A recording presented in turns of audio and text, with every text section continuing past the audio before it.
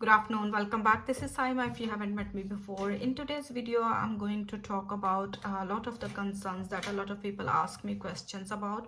Mostly the nurses who are Muslim, and they want to know if the care of the male patients, is it like something they can avoid in the UK when they are here in the country, and when they become nurse, like some people, they were even asking that for the male catheterization, can they avoid the procedure, or is there anything they can speak to their seniors, or what is the process like, if it's something religious, are the procedure you are is it must for you to do if you are there in on the shift. So this is all we are going to talk about in this video. My name is Saima if you haven't met me before. I provide content on UK nursing and everything around me here in the UK. Sometimes I make videos about interview questions for healthcare support workers, for nurses, or even for band 6 nurses, and also some content on my life here in the UK. So if you are new to this channel, please consider subscribing, or if you are interested to move to the UK, I think I make content about the people who lives overseas, or who want to go. Some motivational videos or are also there. Okay, so please consider subscribing. So in today's video, I'm going to clear all of your doubts. So first question someone asked me about, I'm a Muslim and I don't want to do catheterization. Is it something that I can avoid? So first and foremost, when you are working in the ward or in the ICU or in ED, you are not alone there. Okay, so if you don't feel confident enough doing that procedure, you can inform your seniors and then someone else can do it. But again, you need to have the competency of doing the catheterization. If you are a nurse or a healthcare support worker, some healthcare support workers, they do have the competency as well. So if you are a nurse, it's a must that you need to have that competency if you're working in that kind of ward where you will be required to do the catheterization, for male catheterization. So it's a competency that you need to have. Okay, but on the shift, if you feel like there is someone else who can do it for you, you can ask their help. It's not mandatory that you should be doing unless there is only you who is present in the ward. So if it's only you are the only nurse that who can do the procedure, who can do the catheterization, if you find a doctors are really helpful. They can do the catheterization for you. If you don't feel confident enough doing catheterization for the male patient, you can ask your colleagues, you can ask your senior member of the staff, you can also ask your doctors. They are really helpful. So this is for the male catheterization. In terms of patient care, in providing personal care, again my answer still stays the same as nurses. It's our duty to provide personal care to the patient, whether it's a male or female patient, it doesn't matter. So if you don't feel like it's something that you will be willing to do, you can tell it to the interviewer when you do your interview, that you will not be doing the personal care for the patients. But in your best interest, I would say avoid those kind of situations, saying it in the interviews, because you may get a rejection from the interview. So if you feel like you are not someone who can provide personal care to the patient, to the male patient, I think the nursing profession, we don't have a choice. So we are nurses, we are here to look after the patients irrespective of their gender. Yeah, so whether they are male or female, it doesn't matter. It's our job, it's part of our job. So we need to provide personal care, and especially here in the UK. In Pakistan it's different. Like we have the healthcare support workers, or I mean they call it nursing assistants. They do the personal care, or the relatives, they can provide personal care, or do empty the catheters or clean the patients. So here it's totally different. So if you want to work here in the UK as a nurse, you will be doing the personal care. Okay, there is no choice, there is no other choice unless you want to consider going somewhere else. Because I heard in the USA the nurses, they don't do personal care because they have the assistants or the sport workers, they help them with the washes, patient washes. So if you want to choose a different country, I'm not sure about. I worked in the ICUs in Pakistan as well, so we used to give personal care as well. If you work, I worked in a doctor's hospital in Lahore, so we used to do personal care. We used to give bed baths with the nursing assistants. So even in Pakistan, we do personal care as well. So, but if you have worked only in the government hospitals, then obviously you wouldn't have the experience of doing personal cares in Pakistan. But in other part of the world as well, the nurses, they do the personal care. And to be honest, it's part of our job. If you don't do a wash, I mean, if you don't see the patient, how would you see their skin? For example, if they have a pressure ulcer or something and you're not willing to wash the patient, or you're not willing to see the patient, how would you see that they are having any sort of pressure ulcers, or if they're having any sort of bruises or any sort of other marks or cuts on their body? So I think it's the best time to do the patient wash, and that's the time only we as busy nurses, that's the time only we get to talk to the patient.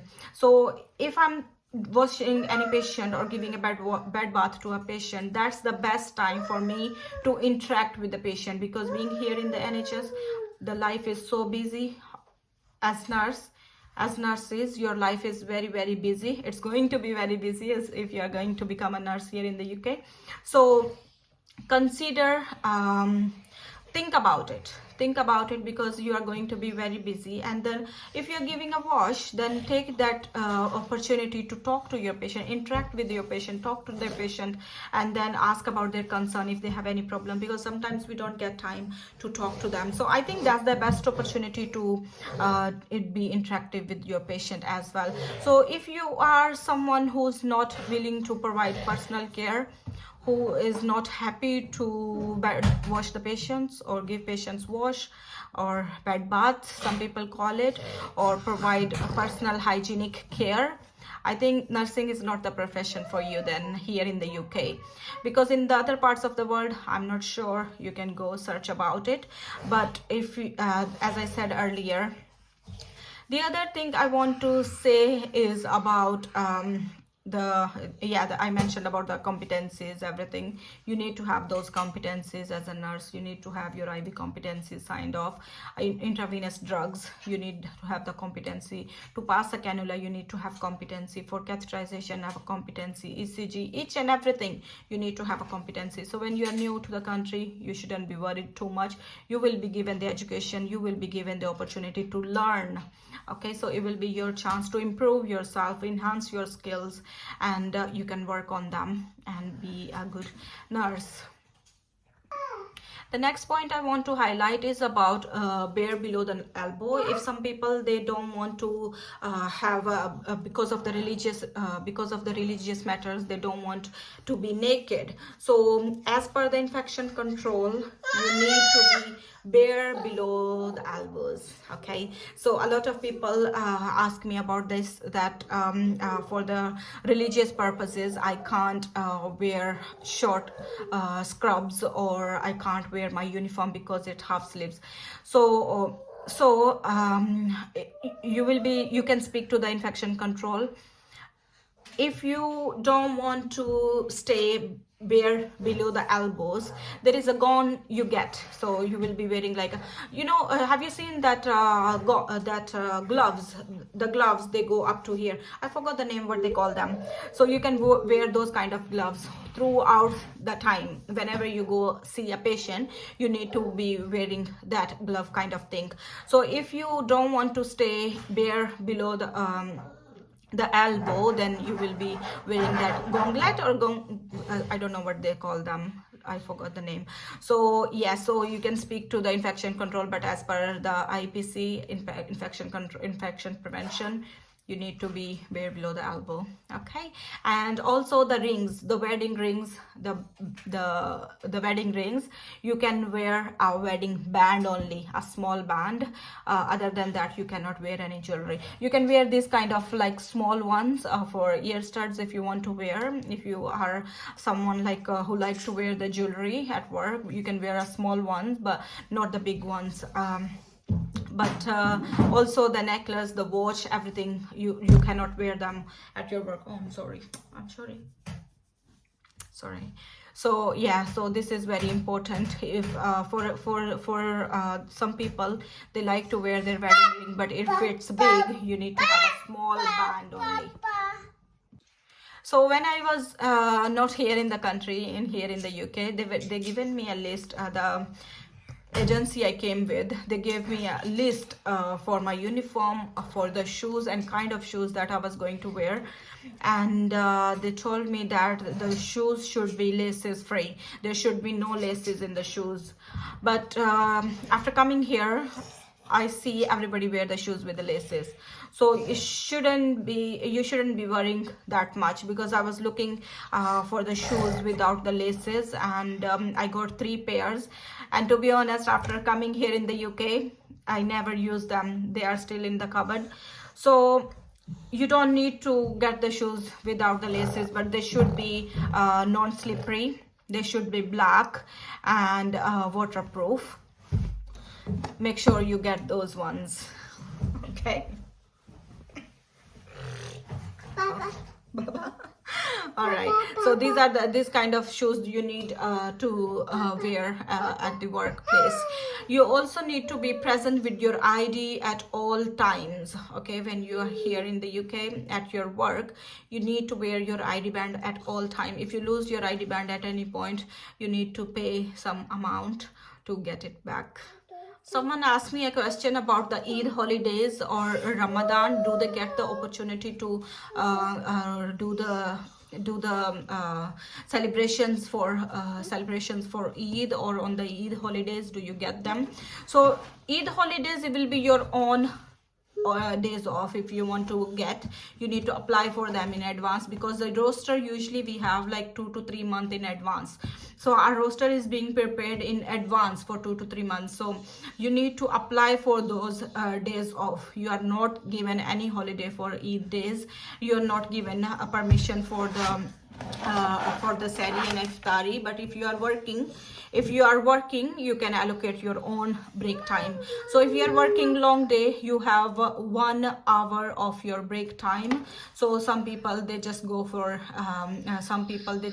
30 minutes in the morning and 30 minutes in the afternoon. But for the prayers, you can go and divide your break of 1 hour into 10 or 15 minutes and go for the prayer. Okay, but you are not having any allocated time. Again, for the break times for your prayer, you don't have any allocated time, but you can of course speak to your seniors or your colleagues if they can cover you for some time. But of course you have your break time. You can go for your break like 15 minutes and do the prayer and come back, and because usually we have 1 hour break. But okay.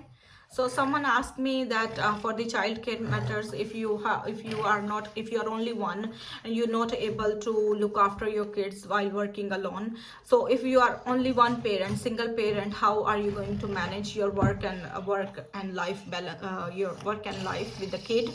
So for that particular reason, you can apply for flexible working hours. For example, if you are having childcare, if you sending your kid to a nursery, you can work on the alternate days. And of course the nursery is very expensive here, so you can apply for flexible working hours. Your managers and your supervisors, they are really helpful, and HR is very helpful in providing you flexible working hours, but they cannot always support you, because you need to complete your time of work. If you are working 37.5 hours, you need to complete those 37.5 hours. So if you don't complete those, then you are going to get less payment, less salary. So yes, in terms of your child care, maybe you can send your kid to a minder, to a nursery, or also sometime, most of the times you will have a nursery in your hospital as well, so they give you discount for that as well. So yeah, for single parent, I think it's a little bit difficult, because if you are at work, you need to send your child to the nursery, okay, and the nurseries are expensive. So a lot of people, they say like half of their salary or more than half of their salary goes through the nursery if their kid needs to go to the nursery. But of course, the flexible working hours can help you with that, okay. I also got a question about the hijab. If you want to wear a hijab at work, you are allowed to work. Some people, they even wear a cap, so there is no restriction for that, for religious purposes. If you want to wear a hijab, or if you want to wear a cap or a scarf, it's perfectly fine. There is no issue with that, okay. I think that's all for today's video. It was just a random video, because I kept on writing your questions on a paper, so I thought I will answer them in one video, all the relevant questions. A lot of people, a lot of nurses, female nurses, they've been asking me. So I have another paper, I lost that paper, but I think it should be somewhere here. So if I find that paper, I will make another video on those questions as well. So as I said, everything is okay, it's going to be okay. And the hospitals, organizations usually are very helpful towards your personal preferences, towards your religious matters, or towards your work and life balance, because we need to work here and we have kids as well. So if you are someone who is thinking about moving to the UK, and you think that I won't be able to survive, you'll be all right, you'll be able to survive. And there are loads of opportunities available for the kids as well. Like for example, if you can't leave your kid to a child minder or a nursery, maybe you can leave the child to your friend, or you can bring any other family member of yours to help you with the duties, okay. So that's all for today's videos. I'm going to see you soon in the next video. Till then, take care. Bye bye. Say bye bye. Bye.